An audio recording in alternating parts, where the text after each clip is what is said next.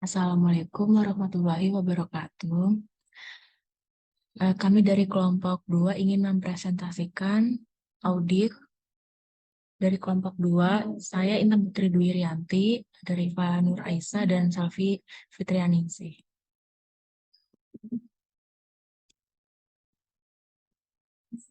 Kasus 1, kewajiban dan tanggung jawab hukum akuntan publik. Latar belakang akuntan publik merupakan profesi dan pelaksanaannya didasarkan pada prinsip-prinsip etika, pertanggungjawaban seorang akuntan publik terhadap kepercayaan publik yang diberikan kepadanya menjadi dasar keharusan hadirnya kualitas kebenaran dari setiap hasil audit ataupun pemeriksaan laporan keuangan yang dilakukannya. Keharusan dalam memenuhi standar kualitas kebenaran tersebut akan sangat berhubungan dengan kemampuan yang dimilikinya sebagai seorang profesional yang mandiri. Begitu pentingnya keberadaan dari seorang akuntan publik sebagai perwakilan dari kepentingan publik dalam suatu aktivitas perekonomian yang tidak saja melibatkan pelaku-pelaku bisnis pribadi, akan tetapi juga melibatkan negara untuk suatu jangkauan serta konsekuensi aktivitas dan hukum komersial yang berskala nasional maupun internasional. Pembahasannya, apa permasalahan dari kasus? Seorang investor lokal atau asing memutuskan untuk melakukan langkah investasi yang dengan mengakuisisi sebuah perseroan terbatas di Indonesia. Hanya didasarkan pada keyakinannya melihat penampilan dan juga nama besar serta janji dari pemegang saham perseroan tersebut, tanpa melakukan pemeriksaan secara mendalam dan secara cukup terhadap laporan keuangannya, sehingga tidak mengetahui fakta yang sangat penting yang sebenarnya perseroan secara tampak terlihat begitu besar karena memiliki banyak harta di sana sini tersebut. Ternyata pada saat yang sama juga memiliki begitu banyak utang yang jika dikalkulasikan secara teknis telah berada dalam keadaan insolvent. Bagaimana hukuman yang diberikan oleh KHP? Hukuman cukup berat bagi eksistensi dan masa depan dari seorang KHP dan belum menyelesaikan risiko yang diderita oleh masyarakat sebagai akibat dari penggunaan hasil audit dari KHP tersebut. 3. Apa peran asosiasi dalam membantu KHP dalam permasalahan? Ada atau tidak? Netral, karena fakta bahwa ketidakbenaran atau permasalahan sehubungan dengan akurasi kebenaran dari suatu pernyataan pendapat terhadap laporan keuangan perusahaan dapat dilakukan oleh akuntan publik palsu atau laporan keuangan yang dihadirkan dengan memasukkan nama diri akuntan publik yang legal, tetapi permasalahan tersebut tidak menjadi area pembahasan tulisan ini.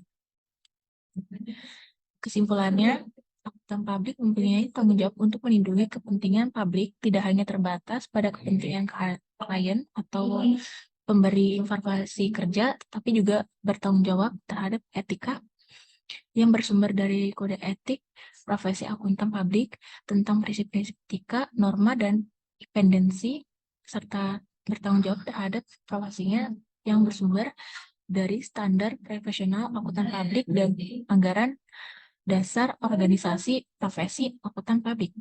Selanjutnya dijelaskan oleh Selvi. Berikut dengan kasus 2, yaitu ini ancaman sanksi bagi akuntan publik nakal. Latar belakangnya, audit atas laporan keuangan merupakan suatu kebutuhan bagi perusahaan untuk menilai kewajaran atau kelayakan penyajian laporan keuangan. Laporan keuangan dikatakan andal dan terpercaya apabila telah diaudit oleh auditor sesuai dengan standar profesional akuntan publik atau SPAP untuk memperoleh laporan audit yang berkualitas. Maka auditor wajib memenuhi standar auditing yang telah ditetapkan. Standar auditing merupakan panduan bagi auditor dalam melakukan audit atas laporan keuangan historis. Laporan keuangan merupakan sarana yang dapat digunakan oleh entitas untuk mengkomunikasi keadaan terkait dengan kondisi keuangannya kepada pihak-pihak yang berkepentingan, baik yang berasal dari internal entitas maupun eksternal entitas. ISO 2009-2. Pembahasannya yaitu 1. Apa permasalahan dari kasus?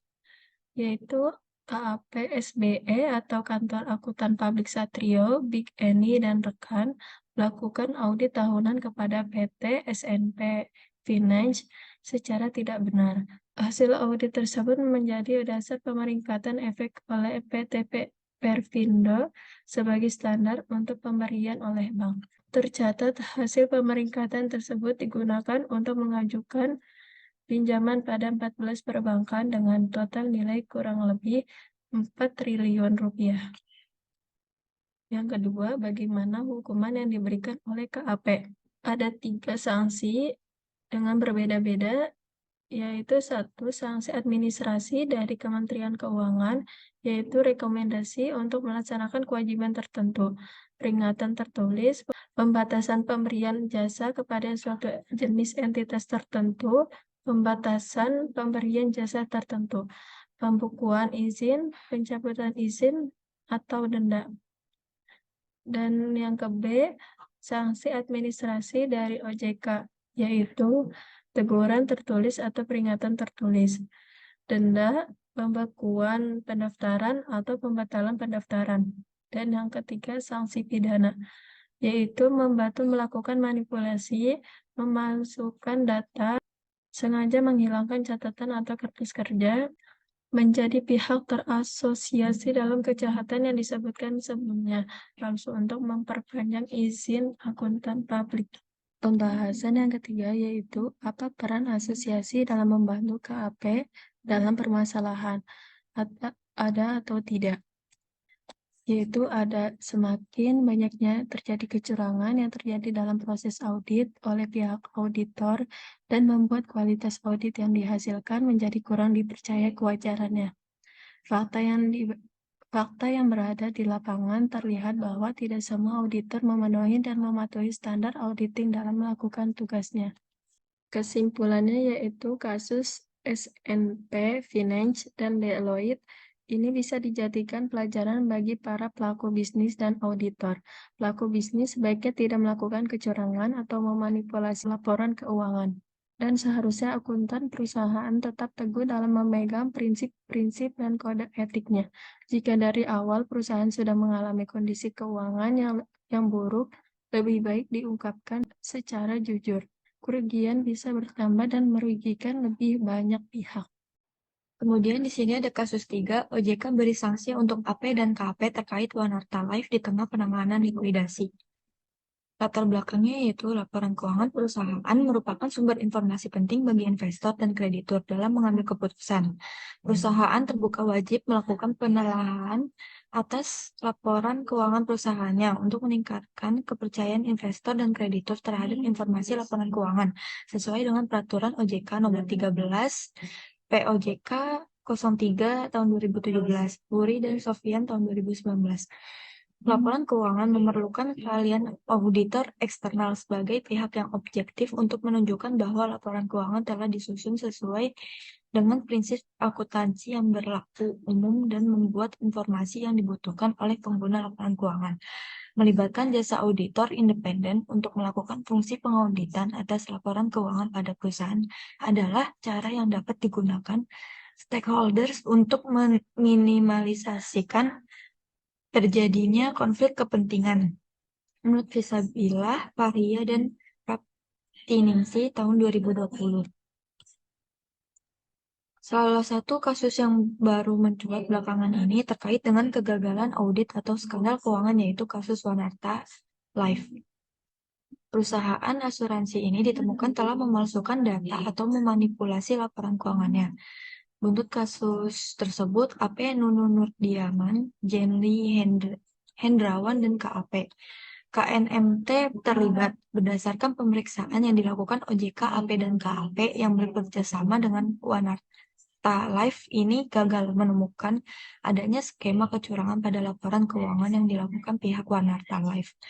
2 akuntan publik dan 1 kantor akuntan publik ini memberikan opini wajar tanpa pengecualian atas hasil audit laporan keuangan. Hal ini juga menimbulkan pertanyaan tentang independensi auditor yang mengarah pada pengaruh fee audit yang diberikan. Kemudian pembahasannya yang pertama, apa permasalahan dari kasus OJK? Otoritas Jasa Keuangan OJK atau OJK mengumumkan pencabutan izin usaha PT Asuransi Jiwa Adisarana Wanarta atau Wanarta Life atau PT WAL. Pencabutan ini dilakukan karena PT WAL tidak dapat memenuhi rasio solvabilitas atau risk-based capital yang ditetapkan oleh OJK sesuai ketentuan yang berlaku. Kemudian pencabutan izin disebabkan PT WAL tidak mampu menutup selisih kewajiban dengan aset, baik melalui setoran modal oleh pemegang saham, pengendali, atau mengundang investor. Kemudian yang kedua, bagaimana hukuman yang diberikan oleh KAP? OJK diberi hukuman untuk AP dan KAP terkait Wanarta Life di tengah penanganan likuidasi, karena ada banyak perusahaan yang belum melakukan audit laporan keuangan dengan transparan dan komprehensif. Kemudian yang ketiga, bagaimana hukuman yang diberikan oleh KP? Tidak ada permasalahan karena AP dan KP tidak dapat menemukan adanya indikasi manipulasi laporan keuangan, terutama tidak melaporkan peningkatan produksi dari produk asuransi seperti saving plan yang berisiko tinggi dilakukan oleh pemegang saham, direksi dan dewan komisaris. Hal ini membuat seolah kondisi keuangan dan tingkat kesehatan WAL yang memenuhi tingkat kesehatan yang berlaku, sehingga pemegang polis tetap membeli produk WAL yang menjanjikan return yang cukup tinggi tanpa melihat risikonya. Kesimpulannya yang terkait Wanarta Life yaitu media asuransi mengenai perizinan OJK terhadap produk saving plan Wanarta Life. OJI menyatakan bahwa dalam pelaksanaannya Wanarta Life tidak sesuai dengan izinnya. Dia menjelaskan bahwa pada kasus ini Wanarta Life menjanjikan jaminan pengembalian yang sangat tinggi. Kemudian beberapa polis yang dikeluarkan ternyata tidak tercatat dalam pembukuan perusahaan. Sekian dari kelompok kami, kurang lebihnya mohon maaf. Wassalamualaikum warahmatullahi wabarakatuh.